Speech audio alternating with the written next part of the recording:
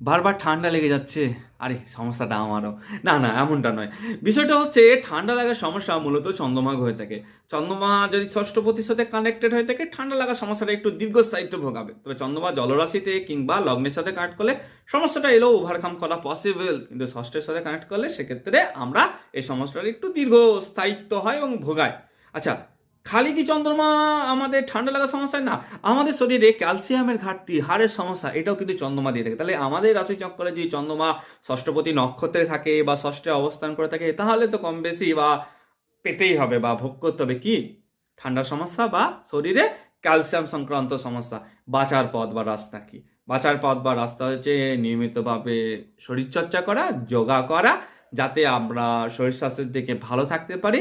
এবং চন্দ্রমা মাকে রিপ্রেজেন্ট করে, মায়ের সেবা করা, মাকে ভালোবাসা, মায়ের সাথে তর্কে বিতর্কে না জড়ানো, বরং মাকে ভালো ভালো জিনিস উপহার দেওয়া। তাহলে কি হবে, আপনার চন্দ্রমা ভালো হবে আস্তে আস্তে এবং আপনার যে সমস্যা সেটা থেকে ওভারকাম করবেন।